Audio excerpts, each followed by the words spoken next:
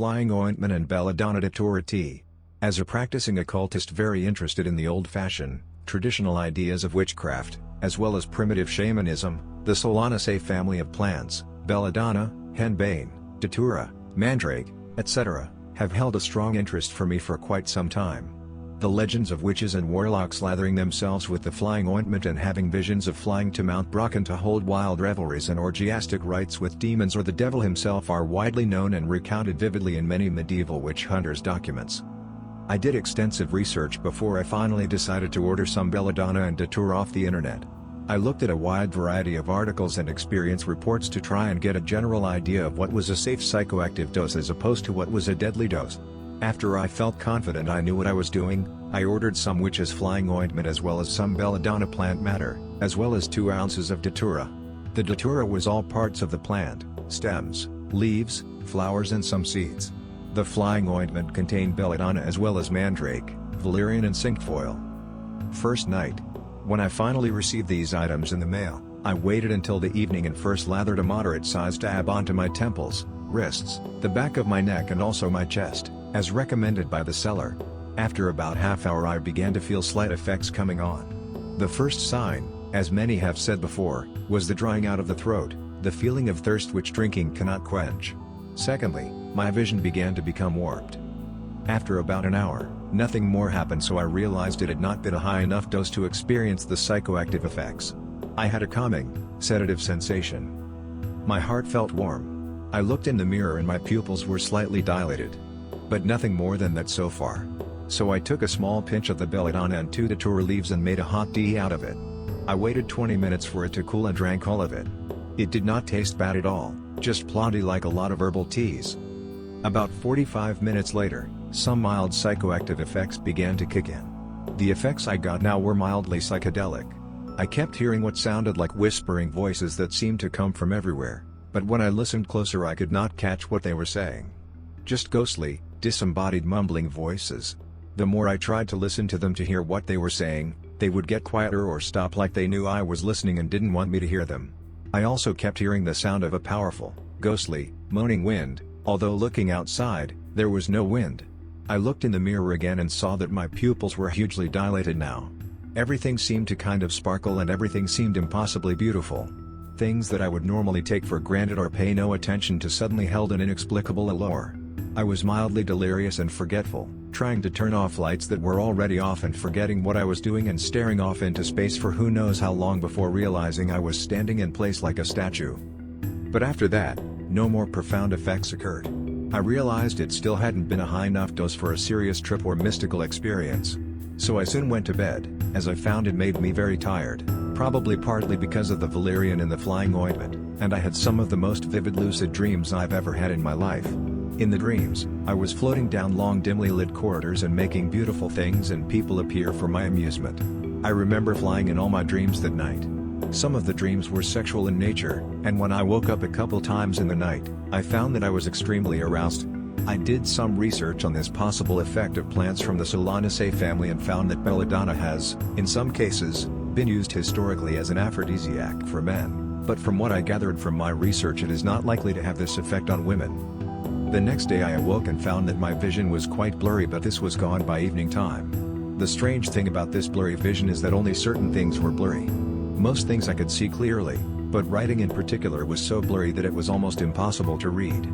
I couldn't text all day because I just couldn't see what I was writing worth a damn. But like I said, this side effect was gone by the following evening. Second night. When my vision and equilibrium was back to normal the following night, I resolved around 11 p.m. to try it again, and this time to use twice as much, hoping to reach the proper dose for a mystical and or divinatory experience. So I lathered on 2 liberal dabs of the flying ointment in the same places as before. I went and made another tea, this time with 2 pinches of the Belladonna plant matter, 2 Datura leaves and 1 Datura flower.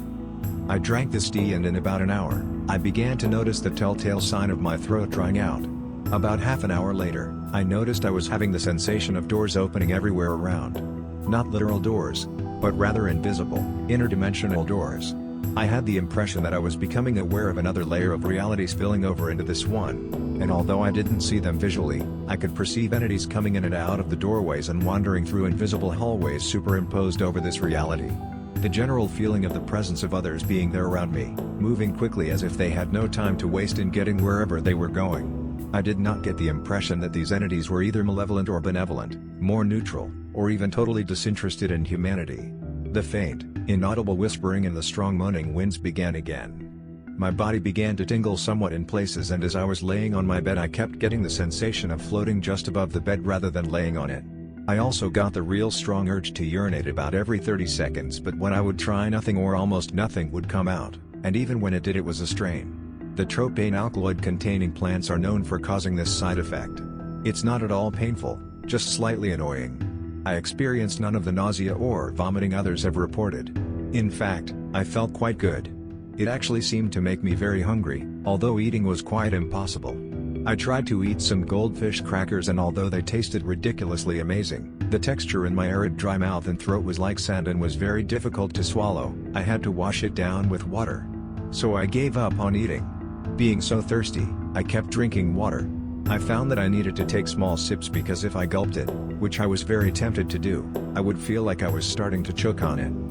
Once again, and even more so than the night before, I found myself delirious and forgetful, wandering around and then stopping for what seemed like a long while, lost in trance, and then suddenly I would wake up and half realize I had just been staring into space for who knows how long. I did some scrying, gazing into a black mirror made of obsidian, for the purpose of divination, and in my trance state, I had a vision of floating across vast space and time to visit my lover, who is about 2 hours away from me. I saw him clear as day in the mirror, and I gave him loving, sensual energy and also took some of his, which is a practice of psychic vampirism, an energy exchange.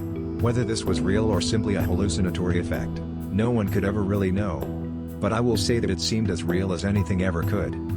After I was done with that, I wandered around, my balance was atrocious and I nearly fell or ran into things several times. I also recall suddenly bursting into hysterical laughter at some profound revelation in my mind, although I do not remember what it was, unfortunately. The sense of time was very warped as well, and time seemed to go very slowly. I remember I watched an hour-and-a-half long movie called Mr. Jones, which seemed somehow absurdly profound to me at the time, but the movie seemed to go on for 4 hours. I didn't know what time it was because my vision was too blurred to read digital clocks. I only became vaguely aware of how late it was when I ventured into the bathroom for about the millionth time and saw the dim light of morning shining in through the window. So I went to bed, very tired once again, and once again had very vivid, semi-lucid dreams, but this time they were mostly unpleasant, some were even nightmares.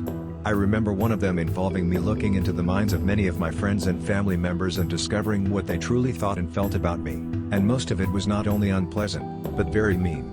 I remember screaming and crying and fighting with my mother in one of them. She was acting cruel and evil, very much unlike how she has ever acted in real life for the most part. She was calling me foul, derogatory names like faggot and things like that. In this dream, she hated me for being a homosexual. But in real life this hasn't been an issue since my young teenage years. I think that one was more of a psychological remnant of bitterness and resentment about things that happened between me and her in the distant past, which I suppose I've never fully come to terms with. I don't remember much about the rest of the dreams, except for one, which wasn't a nightmare. I saw my mother going out on the porch and unplugging the Halloween lights I had put up for decoration because it was going to rain, and then I saw her getting into her car and going to the grocery store. Nothing epic or profound, but when I awoke I found that she had in fact done both of these things. Psychic dream or coincidence? Was this an out-of-body experience in which I was following my mother around, watching what she was doing? I couldn't say. Believe what you want to believe. The next day, today, I awoke and my vision was blurred twice as bad, which makes sense because I took twice as much. It is 12:30 at night now, and my vision is still blurred, over 24 hours later, to the point that I could not even read texts let alone respond to them. I had to write this as a Word document in huge print just to be able to see it, and then copy and paste it. All in all, I would say a pleasant experience, although I still didn't quite reach the level that I wanted, and next time I will double the dose again. I must say I am a fan, and I will definitely be doing it again sometime. Of course I do not endorse anyone doing this plan solely for the purpose of getting high, because it's not about that. I believe in a certain kind of animism, and I think that the spirit or essence of these plants know when the user's intentions are pure and sacred or simply vulgar recreational pleasure seeking, and it will treat the user accordingly.